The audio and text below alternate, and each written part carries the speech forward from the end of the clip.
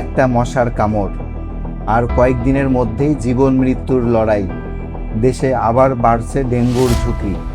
কোন এলাকায় পরিস্থিতি বেশি উদ্বেগজনক, কোন লক্ষণ দেখলেই হাসপাতালে যাবেন, আর কিভাবে নিজেকে ও পরিবারকে সুরক্ষিত রাখবেন, সব জানুন আজকের এই ভিডিওতে।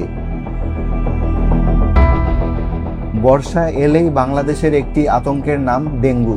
প্রতি বছরের মতো এবারও অনেক এলাকায় ডেঙ্গু আক্রান্তের সংখ্যা বাড়তে শুরু করেছে। বিশেষ করে যেসব এলাকায় বৃষ্টির পানি জমে থাকে, নির্মাণাধীন ভবন রয়েছে অথবা ছাদ ও আশেপাশে পরিষ্কার পরিচ্ছন্নতার ঘাটতি আছে, সেসব জায়গায় এডিস মশার বিস্তার দ্রুত হয়। কিন্তু অনেকেই একটি বড় ভুল করেন। সাধারণ জ্বর ভেবে কয়েকদিন বাড়িতে অপেক্ষা করেন, অথচ ডেঙ্গুর ক্ষেত্রে প্রথম কয়েকটি দিনই সবচেয়ে গুরুত্বপূর্ণ।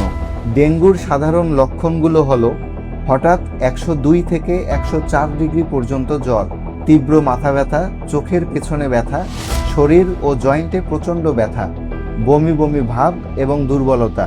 কিন্তু যদি জ্বর কমে যাওয়ার পরও তীব্র পেট ব্যথা, বারবার বমি, শ্বাসকষ্ট, অস্বাভাবিক দুর্বলতা বা শরীরের কোথাও রক্তক্ষরণ দেখা যায়, তাহলে দেরি না করে দ্রুত হাসপাতালে যেতে হবে, কারণ এটি গুরুতর ডেঙ্গুর লক্ষণ হতে পারে।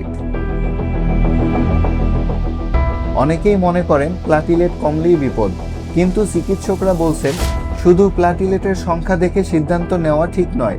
রোগীর সামগ্রিক অবস্থা, রক্তচাপ, শরীরে পানির ভারসাম্য এবং অন্যান্য পরীক্ষার ফলও সমান গুরুত্বপূর্ণ। এখন প্রশ্ন হলো, নিজেকে কিভাবে সুরক্ষিত রাখবেন? সবচেয়ে কার্যকর উপায় হলো এডিস মশার বংশবিস্তার বন্ধ করা। বাড়ির ছাদ, ফুলের টব, এসির ট্রে, পুরনো টায়ার, ডাবের খোসা কিংবা যে কোনো পাত্রে 3 দিনের বেশি পানি জমে থাকতে দেবেন না, কারণ এডিস মশা পরিষ্কার জমে থাকা পানিতেই ডিম পাড়ে।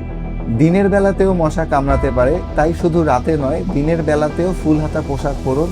প্রয়োজনে মশা নিরোধক ব্যবহার করুন এবং শিশু ও বয়স্কদের বিশেষভাবে সুরক্ষিত রাখুন।